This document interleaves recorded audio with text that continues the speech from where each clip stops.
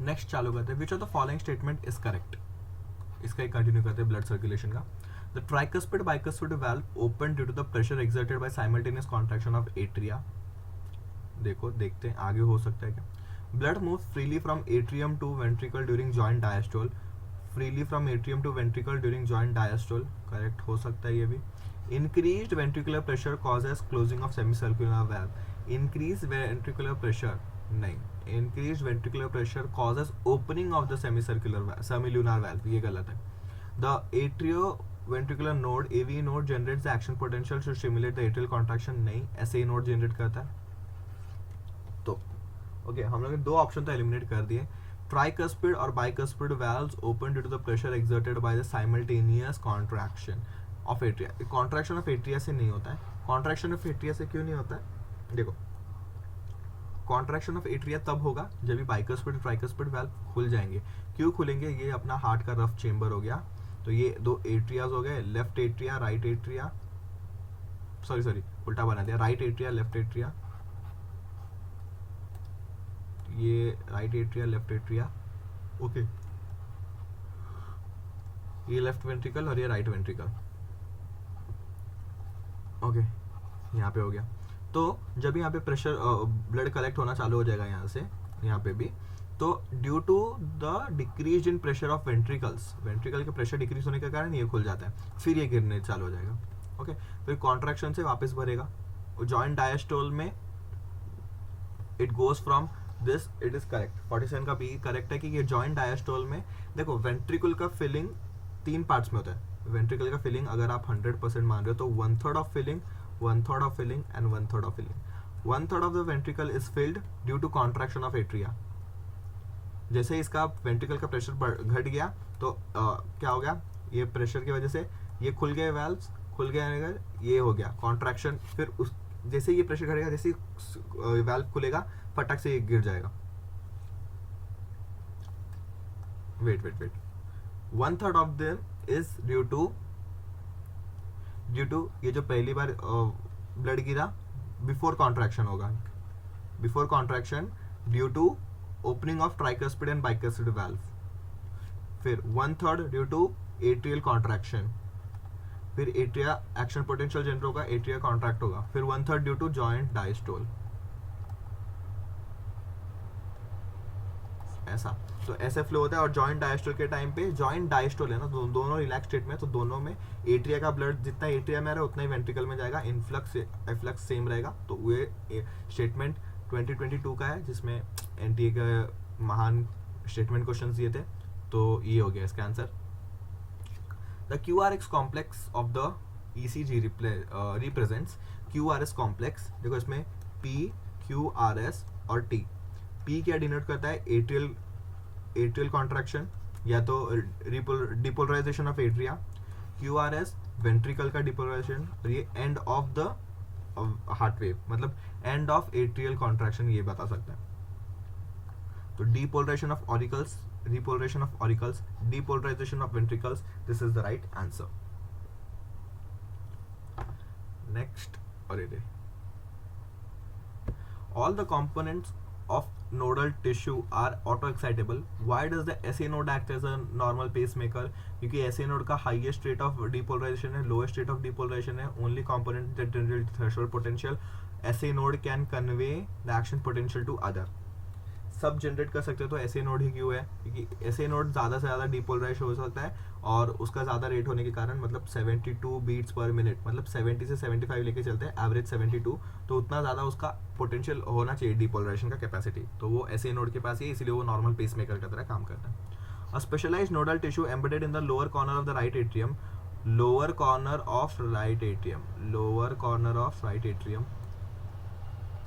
तो जैसे बोला इन लोगों ने डायग्राम बना दो, ये राइट एट्रियम हो गया, उसके लोअर कॉर्नर में सिचुएटेड है, close to atrioventricular septum, close to atrioventricular septum, जो कि यही है। तो इन लोग किस नोड के बारे में बात कर रहे हैं? एवी नोड, ठीक है। Delays the spreading of impulse to heart apex, impulse of heart apex about 0.1 second. This delay allows ventricles to be filled, atria to empty completely, blood to enter aorta, ventricle to empty completely, और blood to enter pulmonary arteries. अगर empty नहीं, fill the ventricles completely या empty the atria complete, तो 50 का ए आ जाएगा. ये correct है. अगर इधर fill the ventricles to fill completely, ये भी करेक्ट होता अगर रहता तो. अभी हमें ये दिया है, एम्प्टी करने दिया है, तो ये गलत हो गया. PQRS कॉम्प्लेक्स से वापस क्वेश्चन आ गया. PQRS और reduction in T size wave. ठीक है, ओके.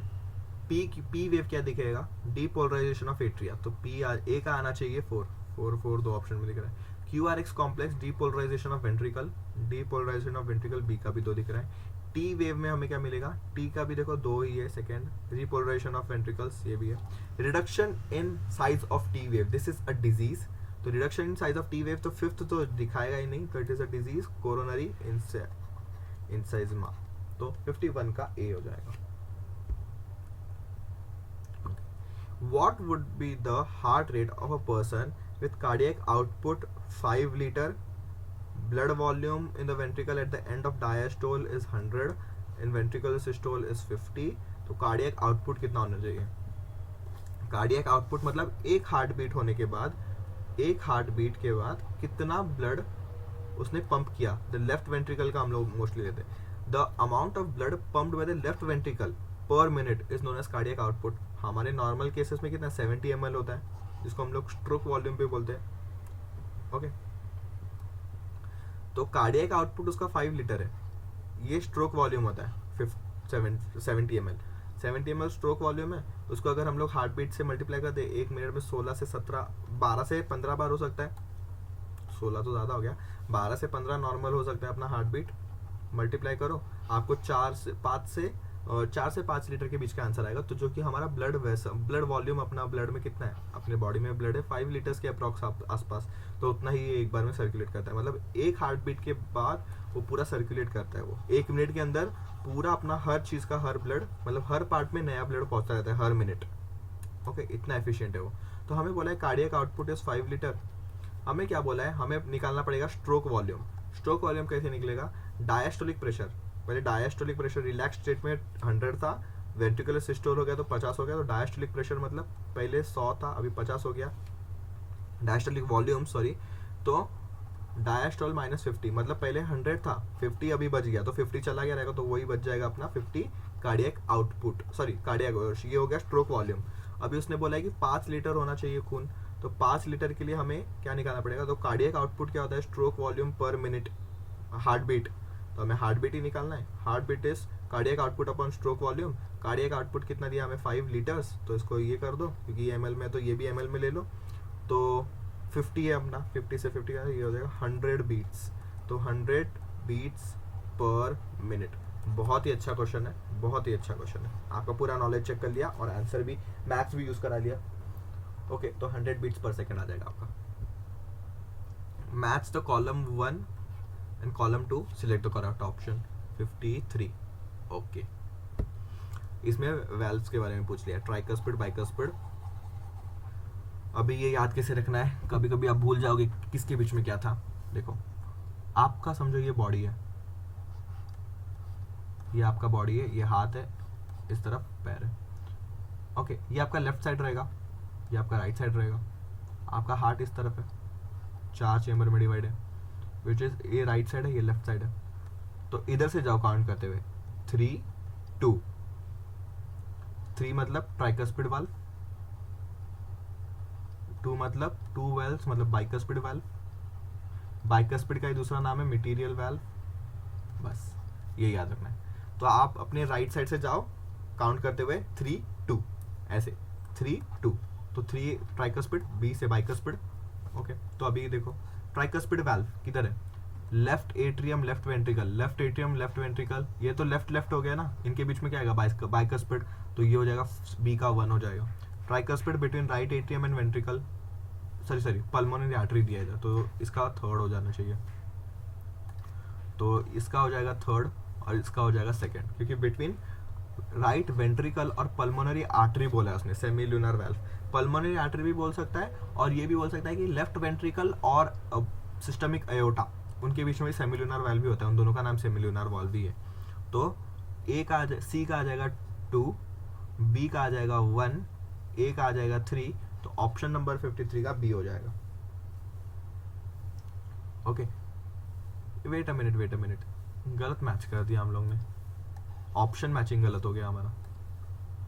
ये 2, ए का आएगा 3 और बी का आएगा 1, ए ऑप्शन आएगा. ए ऑप्शन हम लोग ने इधर मैचिंग बराबर किया, ऑप्शन गलत सिलेक्ट कर लिया. तो देख सकते हो आप कि अगर आपको आता भी रहेगा और आपने गलत आंसर कर दिया ऑप्शन में तो फिर गलती हो सकती है. The hepatic portal vein drains blood to liver from intestine. ये हिपैटिक पोर्टल सिस्टम में हम लोगों ने पढ़ा नहीं था क्या? वेन क्या होता है? जो ब्लड लेके आएगा. ओके, हिपैटिक पोर्टल वेन होगी, पोर्टल वेन है, हिपैटिक वेन बोलते तो अलग रहता, पर हिपैटिक पोर्टल वेन इंटेस्टाइन से लेके आएगा, इसीलिए ये हिपैटिक पोर्टल सिस्टम. और अपना न्यूरो हार्मोनल का जो पोर्टल सिस्टम रहता है हाइपोथैलेमस और एड्रिनल एंटीरियर पिट्यूटरी के बीच में, इनका पोर्टल सिस्टम ये याद रखना है किधर किधर पोर्टल सिस्टम्स है. In human which blood vessels would normally carry largest amount of urea. Largest amount of urea, smallest amount of urea बहुत पूछते हैं. लार्जेस्ट अमाउंट ऑफ यूरिया कौन सा ब्लड वेसल रहेगा जिसमें जस्ट सिंथेसाइज हुआ है, यहाँ पे जस्ट उसका सिंथेसिस हुआ और ये निकल गया. सिंथेसिस कौन करता है? लिवर. तो लिवर से जो निकलेगा वेन, उसको उसमें ज़्यादा अमाउंट ऑफ यूरिया रहेगा. तो हिपैटिक पोर्टल वेन में रहेगा क्या? हिपैटिक पोर्टल वेन अगर बोल दिया तो वो इंटेस्टाइन से आ रहा है. इंटेस्टाइन से कोई यूरिया लेके आएगा क्या? नहीं, इसमें सब खाना रहेगा digested.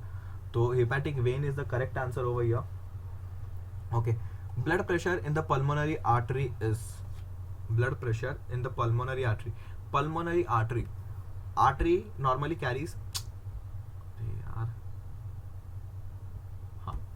Artery normally carries oxygenated blood, but pulmonary artery आ गया तो it carries deoxygenated blood, oxygen less blood, मतलब डीऑक्सीजनेटेड.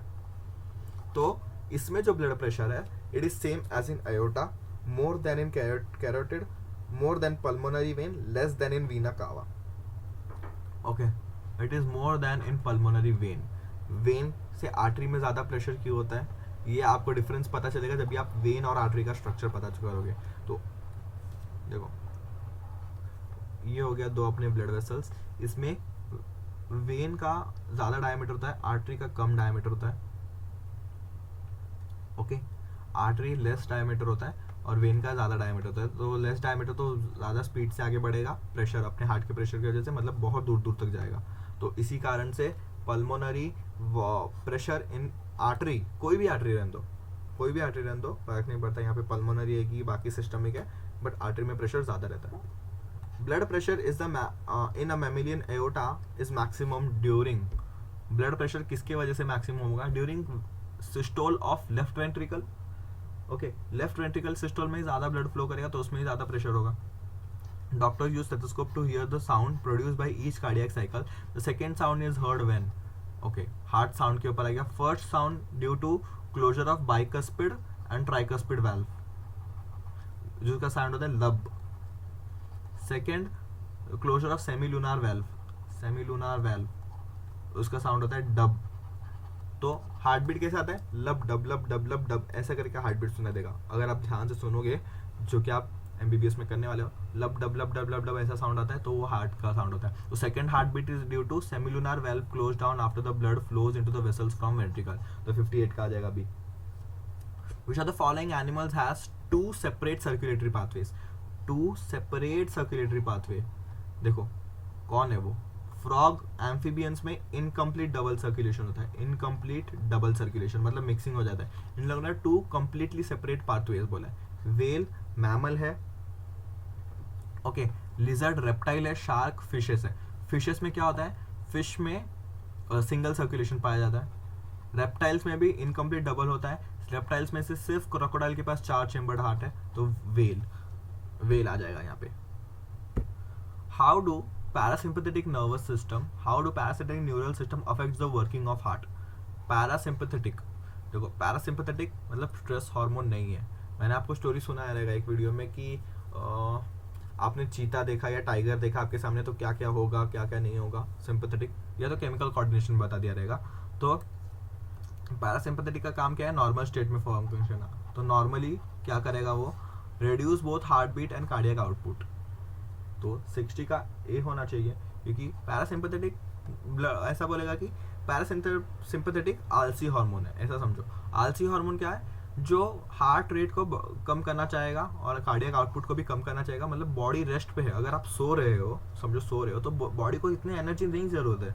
एनर्जी ज़रूरत नहीं है कि आप बहुत जोर का हार्ट पंप करो और ऑक्सीजन चाहिए। अगर आप फिजिकल एक्टिविटी कर रहे हो तो हाँ, सिंपैथेटिक नर्वस सिस्टम बोलेगा कि हार्ट रेट बढ़ाओ, क्योंकि एक्सरसाइज हो रहा है तो एनर्जी चाहिए, इसीलिए। तो heart rate is increase without affecting cardiac output. Cardiac दोनों इंक्रीज होगा, दोनों डिक्रीज होगा। Heart rate decrease but cardiac output increase, ये सब तो गलत है, दोनों ही डिक्रीज होगा। Diagram given below of standard ECG of a normal person, the P wave represents, वापिस आ गया, initiation of ventricular contraction, beginning of systole, contraction of both the atrias। 61 का आ जाएगा D। ओके, फिर वापिस और एक figure based questions. Figure based questions में यही दिक्कत है कि इन लोग अच्छे से डायग्राम नहीं देते हैं। A to D लेवल दिया है, लेबल और आइडेंटिफाई करो फंक्शंस को। D क्या है, देखो ये लंग्स से लेके आ रहा है, तो ये हो गया पल्मोनरी वेन। फिर और क्या पार्ट करना है, अच्छा ये हो गया आर्टरी, जो कि मैंने बताया था नैरो ल्यूमन है, और वेन ज़्यादा ल्यूमन है, ये वेन हो गया। और क्या है, ये बॉडी टिश्यू हो सकता है, ये बॉडी पार्ट वगैरह दिया है। तो देखो artery thick walled and blood flows evenly, capillary without muscle layers of wall, without muscle layer and wall 2 cell thick, veins thin walled, body blood flows in a jerky spurts। D क्या है, pulmonary vein, oxygenated blood, PO2 95। यही correct है, यही correct है, बाकी सब wrong है, सब उल्टा सुल्टा दिया। Capillary thin muscular tube 2 cell thick होता है क्या, कैपिलरी, कैपिलरी तो हमें पतला चाहिए, तो उसमें 2 सेल थिक कैसे हो जाएगा। ये thick walled, blood flows evenly, evenly flowed नहीं होता है, पल्सेटिंग होता है, क्योंकि एक हार्ट बीट आया तो ज़्यादा प्रेशर होगा, दूसरा हार्ट बीट आया और आगे जाएगा, और एक आएगा हार्ट बीट। तो स्पर्टी जर्क मूवमेंट इसका होता है आर्टरी का, और स्मूथ मूवमेंट वेन्स का होता है, तो उल्टा दे दिया दोनों का। और कैपिलरी तो इतना मोटा होगा नहीं, 2 सेल थिक दे दिया हम लोग ने ना। Bundle of his is a part which of the following, bundle of is a part of which one of the following organ in human. Brain का है क्या, हार्ट का है ना, हार्ट का पार्ट है वो। Arteries are best defined as the vessels which supply oxygenated blood to different organs। नहीं, oxygenated blood बोलोगे सिर्फ तो pulmonary artery का एक्सेप्शन हो जाएगा क्या, नहीं, तो कोई भी एक्सेप्शन नहीं चाहिए, तो बेस्ट डिफाइन बोला है आपको। break into capillaries which reunite on the visceral organ, break into capillary which reunite in form of vein, carry blood from one visceral organ to another visceral organ। इसका most appropriate answer B होगा, breaks into capillary which reunite to form one visceral organ। okay, which reunite to form one visceral organ, तो 64 का हो जाएगा B। it breaks into capillary। out of NCERT थोड़ा अलग question था, ठीक है। which of the following statement is correct regarding the blood pressures। 130/90 mm of Hg is considered as high blood pressure required treatment। 100/55 requires a considerable ideal blood pressure। नहीं, ideal blood pressure क्या है, 120/90, 120/80, ये हो गया diastolic, ये हो गया systolic, sorry ऊपर वाला होता है सिस्टोलिक, हाँ ये होता है सिस्टोलिक, ये होता है diastolic. Okay, 1/50 is 1 very active, नहीं, 190/110 में harmful to vital organs like kidney and brain. High BP किसको बोलते हैं, 140/90, कांस्टेंट अगर 140/90 आ गया तो आप बोल सकते हो कि वो हाई बीपी है। तो इसमें से 65 में देखो आप, इसमें ये तो 90 रीच हो रहा है, बट ये 140 नहीं है, तो इसको आप हाई बीपी नहीं बोलोगे, हाई बीपी इसको बोलोगे, क्योंकि ये दोनों के ऊपर है, 149 और 90 से ऊपर है, तो ये 190/110 दिया ना, तो ये हाई बीपी किडनी ब्रेन को डैमेज करेगा, क्योंकि डायरेक्टली ब्लड इनके पास जा रहा है, तो हाई प्रेशर में आएगा, तो इनके रप्चर होने के चांसेस कुछ ज़्यादा होते हैं। Given below is an ECG, कहाँ दिया है, given below is the ECG of a normal human, which are the following components in the ECG is correctly interpreted.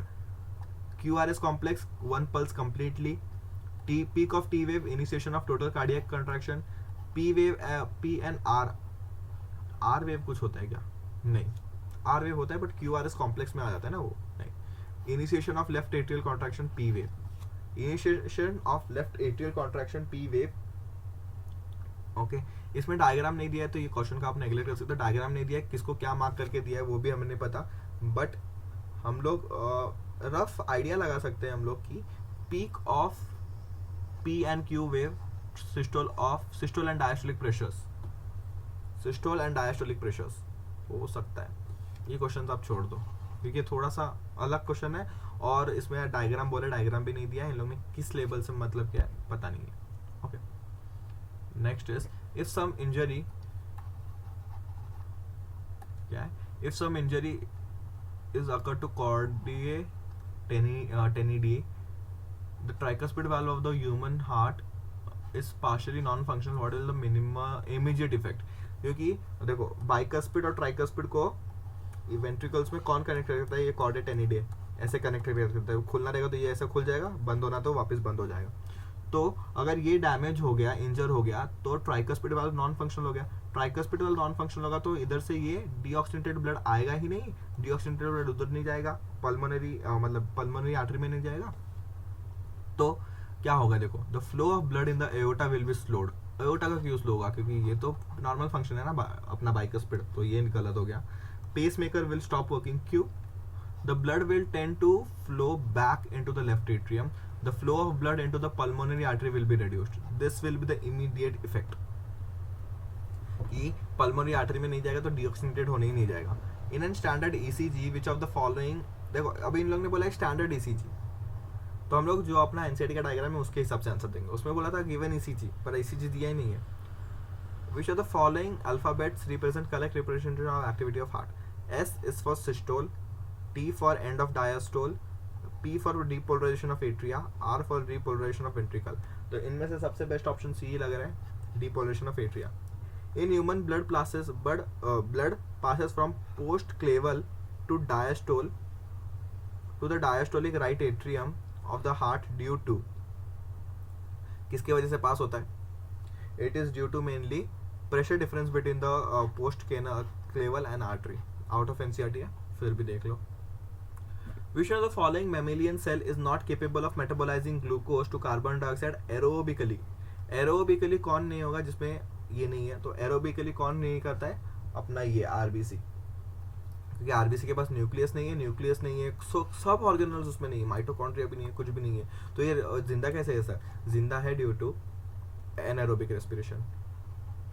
तो हमारे अंदर भी एनारोबिक रेस्पिरेशन हो रहा है कंटिन्यूअसली इन आरबीसी, क्योंकि इसके पास न्यूक्लियस नहीं है, माइटोकॉन्ड्रिया नहीं है, कोई भी ऑर्गेनल नहीं है, तो ये और अपना ऑक्सीजन यूज करके मिनिमली एनारोबिक, और हमें पता है एनारोबिक में बहुत लेस परसेंट ऑफ चाहिए रहता है ऑक्सीजन, मतलब बहुत लेस परसेंट एनर्जी रिलीज होता है। Okay which of the following has an open circulatory system? Open circulatory system किसके पास है? पेरीप्लेनेटा अमेरिकाना, कॉकरोच, वही हो जाएगा आंसर। कॉकरोच तो हम लोग पढ़ते हैं ह्यूमन टिश्यू में और वही है। ऑक्टोपस, हिरोडिनेरिया, फेरिटिमा, ये सब आपको नहीं पता है तो छोड़ो, बट हिरोडिनेरिया और पेरिटिमा ये दोनों एनालिड्स में क्लोज्ड सर्कुलेटरी सिस्टम देखने मिलता है, ऑक्टोपस में भी देखने मिलता है, बट हमें पता है कॉकरोच में नहीं होता है, तो उसका नाम ही पेरीप्लेनेटा अमेरिकाना है। तो which are the following substance if introduced in the blood stream would cause coagulation of blood at the site of introduction? कौन सा ऐसा सब्सटेंस है जिसको हम लोग डालेंगे तो कोएगुलेट हो जाएगा? 72 का आ जाएगा डी, 72 का डी आ जाना चाहिए ना। हिपैरिन इज अ कोएगुलेंट, नहीं हिपैरिन तो डिसॉल्व रहता ही है हमेशा, तो ये नहीं आएगा। Thromboplastin, answer is thromboplastin. 73 the cardiac pacemaker in a patient fails to function normally. Pacemaker मतलब एसए नोड का फंक्शनिंग गलत हो गया है। The doctors find that the artificial pacemaker is to be grafted in him. It is likely to be grafted at the site of, मतलब जिधर होता है ऐसे नोड उधर ही साइड, उस साइड पे ही डालेंगे पेसमेकर, तो एट्रियोवेंट्रिकुलर बंडल पे डालेंगे, साइनोएट्रियल नोड पे ही डाल देंगे जिधर होना चाहिए नेचुरली पेसमेकर। आप पोजीशन चेंज करोगे तो आपको पता नहीं क्या हो सकता है उसके साथ, तो जिधर था फंक्शन काम का मतलब patient fails to function normal, तो इस ऐसे नोड का जगह पे ही डाल दो आप।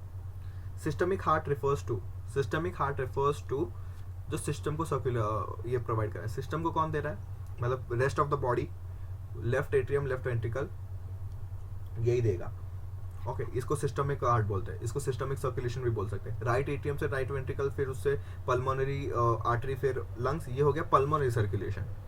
ओके, तो उस साइड वाले हार्ट को हम लोग पल्मोनरी हार्ट भी बोल सकते हैं. Bundle of his is a network of nerves fibres found through out the heart. Muscle fibres distributed through out the heart wall. Muscle fibres नहीं है, muscle fibre found in only ventricle. Nerve fibre distributed in the ventricles. Bundle of his is found in muscle fibre found in only ventricular valve. Is the muscle fibre, nerve fibre नहीं है, muscle fibre है. That's a important question. अच्छा था. Impulse of heartbeat originates from SA node, which is a pacemaker. Okay, SA node से आएगा. Pulmonary vein differs from pulmonary artery differs from pulmonary vein in having. Pulmonary artery के पास ऐसा क्या है जो pulmonary vein के पास नहीं है? क्या है इसके पास? Okay, artery का क्या हो जाएगा? मैंने अभी बताया था, आर्टरी और वेन्स में वेन का वॉल बहुत थिक रहता है, आर्टरी का वॉल बहुत ये रहता है, तो ल्यूमन वेन आर्टरी का छोटा हो जाता है. तो हैविंग थिक मस्कुलर वॉल्व होता है आर्टरी में, जो कि वेन में थिन होता है. The active molecule that help initiate the inflammatory response when mast cells degranulate is. ये हमारे एनसीईआरटी में अभी के नहीं है, तो आप इसे नेग्लेक्ट कर सकते हो, बट इसका आंसर है हिस्टामीन. इन्फ्लेमेटरी रिस्पॉन्स हिस्टामिन की वजह से होता है. तो एलर्जिक रिस्पॉन्स, एलर्जी भी हिस्टामिन की वजह से होता है, इसलिए हम लोग एंटी एलर्जिन देते हैं during allergic reaction. Okay, contraction of ventricle in the heart region by the command from. Heart region का वेंट्रिकल का कॉन्ट्रैक्शन किसकी वजह से होता है? जब भी कमांड आता है फ्रॉम एसए नोड या एवी नोड. एसए नोड नहीं देता है, एवी नोड कमांड देगा तभी जाके ये होगा.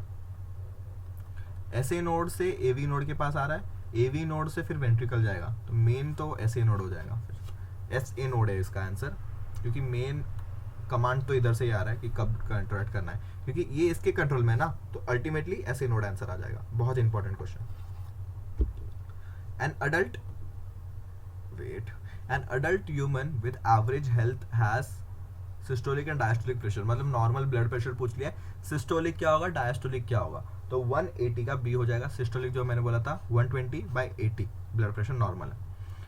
The correct route through which the pulse making impulse transfer from AV node से चालू होता है क्या? नहीं, एवी नोड से चालू नहीं होगा, एसए नोड से चालू होगा. फिर पुर्किंजन फाइबर्स डायरेक्ट आ जाएगा क्या? नहीं, एसए से एवी, एवी से बंडल ऑफ फिर पुर्किंजन फाइबर, फिर हार्ट मसल्स. ये करेक्ट है, D option.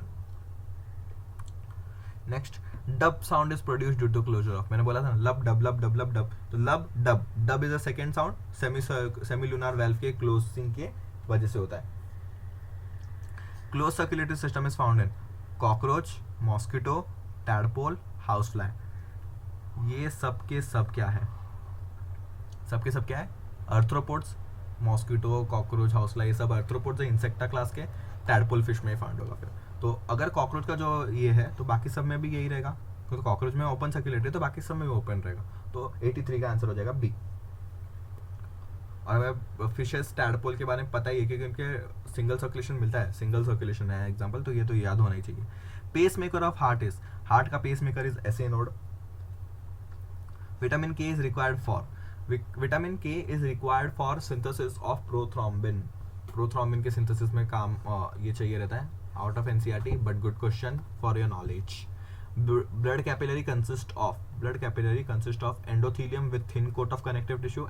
Endothelium only, endothelium ही चाहिए, कनेक्टिव टिश्यू मत लाओ, कुछ भी मसल फाइबर कुछ भी मत लाओ, बहुत पतला चाहिए layer for the effective circulation. Okay, a when possesses a large number of lumen. Vein possesses a large lumen because tunica media, tunica externa form the single coat, tunica interna, tunica media form single coat, tunica interna media and tunica externa thin coat, tunica media is thin out. tunica media thin रहता है, ये correct option है. क्योंकि आपने अगर veins और artery के difference देखे रहेंगे, एनसीईआरटी में दिया है, उसमें tunica media is thin for vein and maximum मतलब थिन होता है, थिकेस्ट फॉर आर्टरी. ओके, इसीलिए उसका ल्यूमन कम हो जाता है, बाकी सब तो सेम, ऑलमोस्ट सेम रहता है. स्प्लीनिक आर्टरी अराइजेस फ्रॉम, ये आउट ऑफ एनसीईआरटी क्वेश्चन है, ये आपको एनाटॉमी में आता है एमबीबीएस के फर्स्ट ईयर में. ठीक है, ये सब मत पढ़ो, क्लियर आर्टरी है, बट ये सब आप अभी काम का नहीं है कुछ भी. Tricuspid valve is found in between, बोला था ना 3-2, इस तरफ से जाओगे तो इधर क्या आएगा? Right atrium right ventricle, right atrium right ventricle बराबर. 89 का बी आ जाएगा. ठीक है. Arteries carry oxygenated blood except which artery? Pulmonary artery को छोड़ के बाकी सब आर्टरी ये करते हैं, पल्मोनरी आर्टरी को छोड़ के बाकी सब आर्टरी ऑक्सीजनेटेड ब्लड ये कैरी करते हैं। Okay, break down products of haemoglobin, haemoglobin के ब्रेक डाउन प्रोडक्ट्स क्या हो गए? Bilirubin, biliverdin, iron, calcium. क्या आना चाहिए? बिलिरुबिन, बिलिवर्डिन भी आता है बट ठीक है, आउट ऑफ है फिर भी। चाइल्ड डेथ में अकर इन द मैरिज बिटवीन, बहुत अच्छा क्वेश्चन है। पहले तो आपको आइडेंटिफाई करना है कौन से कंसेप्ट पे बेस्ड है। ये आया है from RH incompatibility. Incompatibility, RH incompatibility क्या बोलता है? RH इनकम्पैटिबिलिटी ये बोलता है कि अगर मदर हो गई RH नेगेटिव, ओके, और बच्चा हो गया RH पॉजिटिव, RH पॉजिटिव होगा, फर्स्ट डिलीवरी टाइम पे क्या हो जाएगा? इसका RH पॉजिटिव ब्लड इसके अंदर चला गया, और RH पॉजिटिव मतलब सरफेस पे RH एंटीजन है, तो ये RH एंटीजन तो माँ के इसमें तो है नहीं क्योंकि नेगेटिव है, तो इसमें RH antibody, generally RH antibody body में नहीं रहती है, RH एंटीबॉडी जनरली नहीं रहती है, बट क्योंकि ये RH नेगेटिव है, फॉरेन पार्टिकल को आ गया तो इसको दिखा कि ये सेल मेरे बाकी सेल से अलग है क्योंकि इसके अंदर RH एंटीजन है, तो ये क्या करेगा? इसको डिस्ट्रॉय करने के लिए RH एंटीबॉडी बना देगा। RH एंटीबॉडी बनाएगा तो ये इसको किल कर देगा, और ये RH एंटीबॉडी, कोई भी एंटीबॉडी बन गया तो वो रहता है अपने ब्लड में हमेशा हमेशा के लिए as a memory cell. Okay, कोई भी एंटीबॉडी, अब अभी आपको बचपन में चिकन पॉक्स हुआ था, इसको भी ओवरकम करने के लिए हमारे बॉडी ने एंटीबॉडी बनाया रहेगा, तो वो एंटीबॉडी अभी तक रहेगा आपके बॉडी में ताकि सब्सिक्वेंट अटैक में वो यूज हो सके। यही तो मतलब beauty of this is only the beauty of immune system कि उसके पास मेमोरी है, वो पिछले एनकाउंटर का देख के अगले एनकाउंटर के लिए मेमोरी रखता है for the same pathogen. Okay, इसलिए कोविड का वैक्सीन भी वही मेमोरी बेस्ड, कोई भी वैक्सीनेशन मेमोरी बेस्ड ही होता है कि अगर हम लोग ने अगर less harmful part of the virus microbe कोई भी अगर आपने इंजेक्ट कर दिया बॉडी में, तो बॉडी उसको अपना एंटीबॉडी बनाएगी उसके अगेंस्ट और प्रोटेक्ट कर देगी खुद को, ताकि असली में जब भी वायरस या इन्फेक्शन हो तभी ताकि वो इंडिविजुअल बच जाए उससे। तो ये होता है मेमोरी के बेस पे। तो क्या होगा ना, RH एंटीबॉडी रहेगा उसके पास, फिर क्या होगा? वापस बच्चा फर्स्ट प्रेगनेंसी तो डिलीवरी हो जाएगा, first pregnancy is okay. Second pregnancy अगर RH पॉजिटिव फिर हुआ, ओके, RH पॉजिटिव या RH नेगेटिव कुछ भी हुआ, तो ये RH एंटीबॉडी इसके पास चले जाएंगे। RH पॉजिटिव हो गया अब सेकंड वाला भी, तो ये RH एंटीबॉडी जाएंगे क्योंकि इसके सारे सेल्स में, फीटस के सारे सेल्स में RH है, तो सारे सेल्स को डिस्ट्रॉय कर देंगे। तो ये डिस्ट्रॉय होने के कारण ब्लड नहीं मिलेगा फीटस को, क्योंकि ब्लड में ही तो RBC रहते हैं, RBC है, RBC के ऊपर ही तो ये है। अगर RBC डिस्ट्रॉय हो गए तो हीमोग्लोबिन कहाँ से आएगा? ऑक्सीजन कैसे कैरी होगा? तो less of oxygen is called anaemia, तो इसको बोलते हैं हम लोग, अनीमिया हो जाएगा उसको।